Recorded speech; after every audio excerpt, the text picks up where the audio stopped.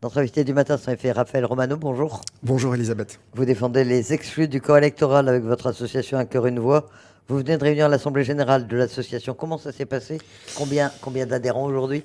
Alors ça s'est très bien passé. Merci à toutes les personnes qui sont venues. C'est à peu près 100 personnes qui sont venues à l'Assemblée générale avec les procurations. Physiquement, il y avait plus de 80 personnes qui étaient là. L'association compte aujourd'hui 5000 adhérents, donc 5000 personnes qui soutiennent notre cause depuis 2017. Et effectivement, l'année dernière a été un peu compliquée avec les émeutes du 13 mai. On n'a pas arrêté notre combat. On a plutôt été plus discret parce qu'on ne voulait pas rajouter de problématiques à la problématique des violences qui se sont tenues l'an dernier.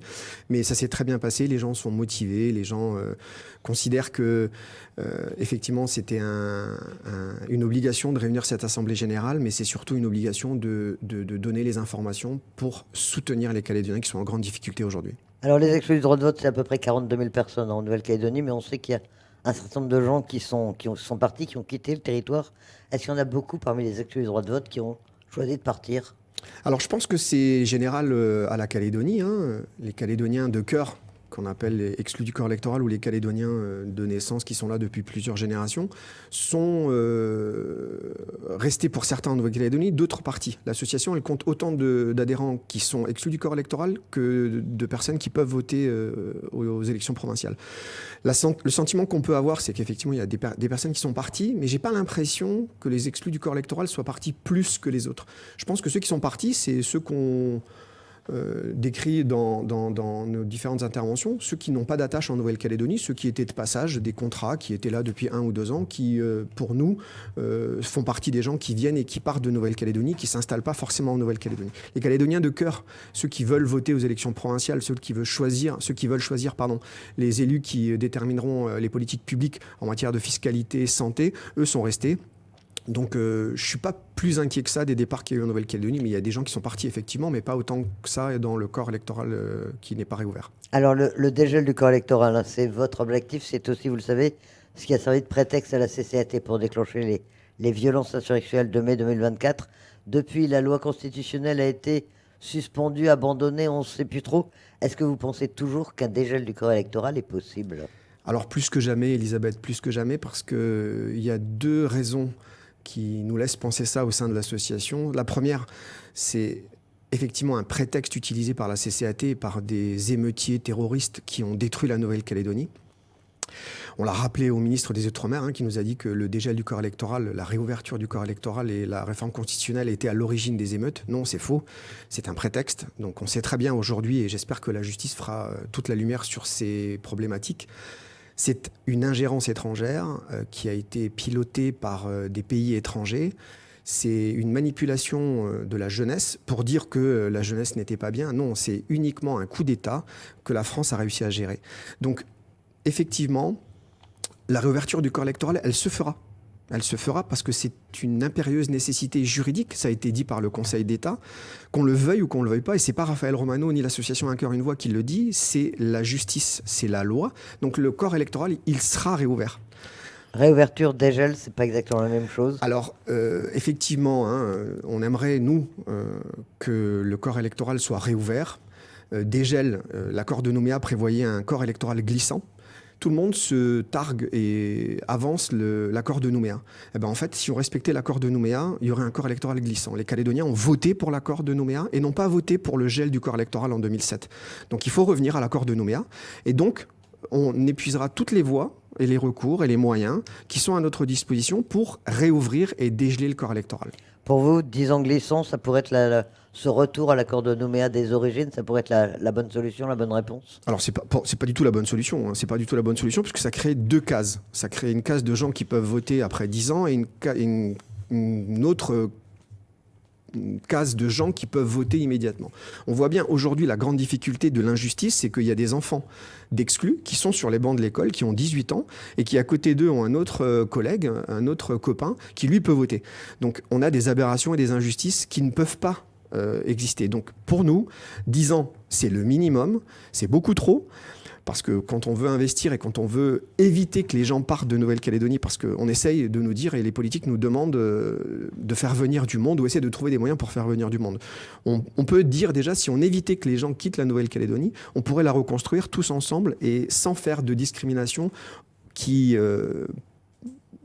font une différence dans les différents corps électoraux. Alors, dans les discussions en cours sur l'avenir institutionnel, l'un des points, c'est bien sûr celui du corps électoral et de la citoyenneté. Dans le document qui a été publié par Manuel Valls, il est indiqué qu'un consensus est apparu sur l'ouverture du corps électoral aux natifs. Ça concernerait 12 441 personnes au jour actuel. Est-ce que c'est un point qui vous satisfait, cette ouverture aux natifs? Ou ça vous paraît la moindre des choses?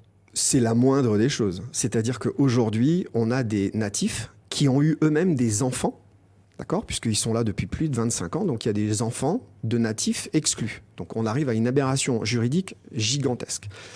Donc pour nous, au niveau de l'association, on se battra, mais on se battra le plus possible pour trois axes vraiment fondamentaux, qui sont la réintégration des natifs, sans discussion aucune, la réintégration des conjoints.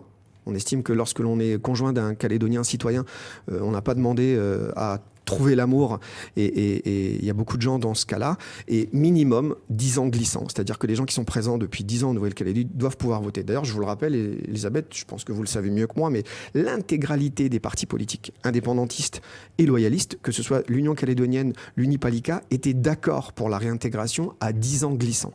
Donc, c'est l'accord de Nouméa. L'UC ne l'a jamais reconnu officiellement. L'UC ne l'a jamais reconnu officiellement parce qu'ils ne reconnaissent pas officiellement leur position lorsqu'ils sont avec les instances de l'État. Mais c'est pareil, la langue française permet d'avoir un langage, et la langue de Molière est tellement belle qu'on fait une différence entre négociation et discussion.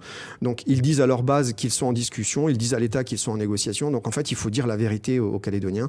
La vérité, c'est de dire que le corps électoral sera dégelé et que la Nouvelle-Calédonie ne sera pas indépendante, ni le 24 septembre 2025, ni avant ni après, parce que pour faire que la Nouvelle-Calédonie soit indépendante, il faut une réforme constitutionnelle, la même que pour dégeler le corps électoral. Alors on évoque aussi toujours pour le corps électoral un système à points pour intégrer les Calédoniens au fur et à mesure dans ce corps électoral. Qu'est-ce que vous pensez de cette hypothèse? Est-ce que c'est un système qui vous paraît adapté à la situation? Alors c'est un système qui n'est pas adapté, c'est un système qui permettrait peut-être d'adoucir et d'arrondir les angles pour que les uns et les autres trouvent un consensus, mais on ne peut pas se satisfaire de ça. Vous imaginez, ça nous rappelle et ça nous ramène à des heures sombres, hein. Ça voudrait dire qu'en fonction de critères, on pourrait dire que ce soit des critères physiques, hein. Les gens qui font plus d'1m80 pourraient voter, les gens qui font moins d'1m60 ne pourraient pas voter. C'est toujours difficile d'être encadré, et encore une fois, c'est ce que je disais tout à l'heure, ça veut dire qu'on crée deux catégories de Calédoniens.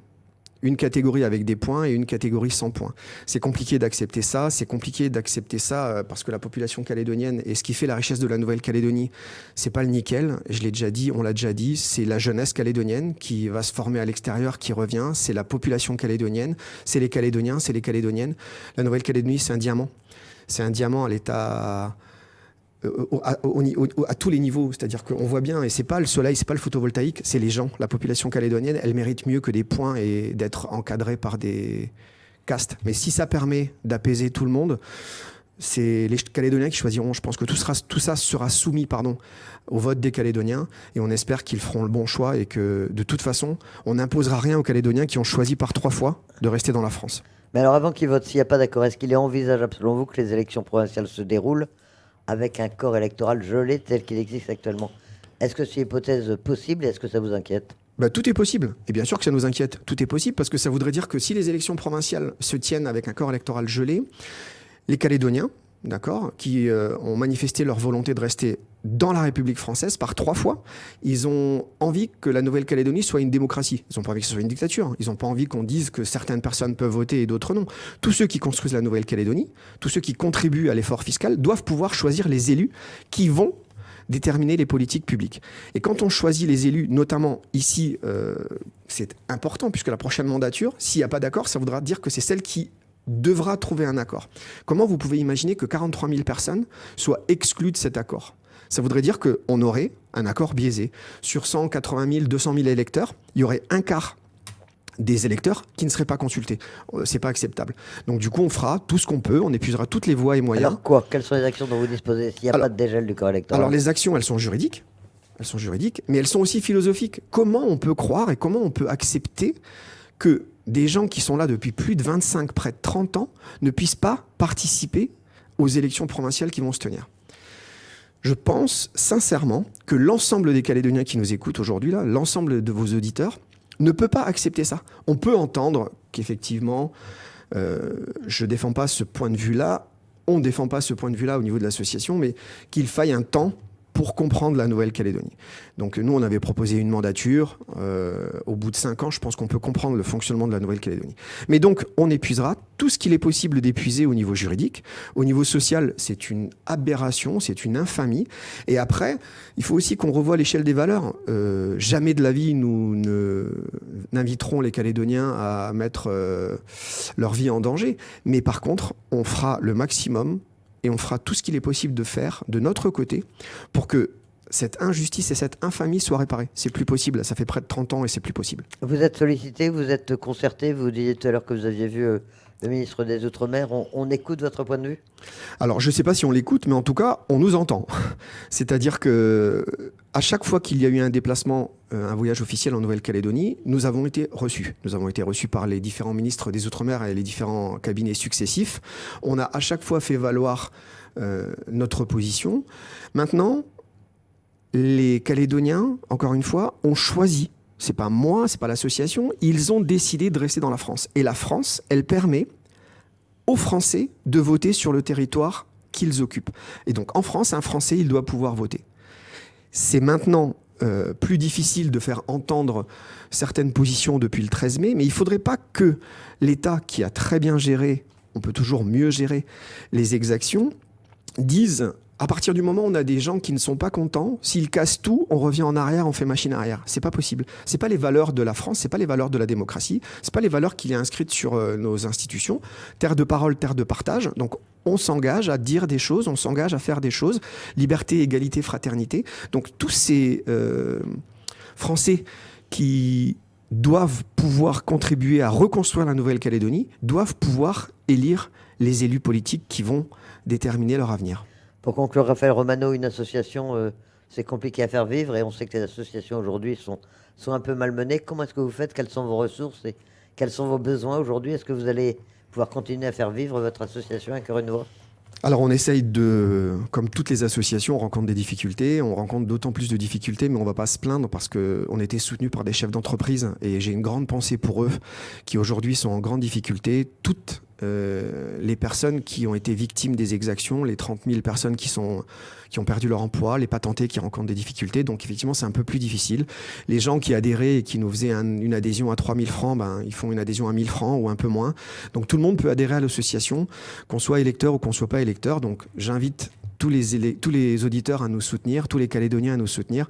Mais je comprends tellement la difficulté qu'ils rencontrent. Je suis tellement sollicité moi-même personnellement et j'ai des amis qui sont en grande difficulté que je comprends qu'aujourd'hui on ne peut pas forcément soutenir l'association à Cœur une Voix. Mais si vous pouvez le faire, faites-le. On continuera le travail, on continuera le combat et on fera que la Nouvelle-Calédonie puisse se développer ensemble en paix. C'est notre discours, c'est notre volonté. Rétablir le droit de vote pour tous, parce que les Calédoniens qui développent la Nouvelle-Calédonie ont le droit de choisir les élus qui vont choisir du statut de la Nouvelle-Calédonie. Merci Raphaël Romano d'avoir accepté notre invitation. Merci de votre invitation, c'est toujours un plaisir de venir à RRB et bonjour à tous les Calédoniens. Je leur souhaite beaucoup de courage dans les difficultés qu'ils rencontrent. Tout le monde a de grandes difficultés. Merci à eux et j'embrasse tous mes amis.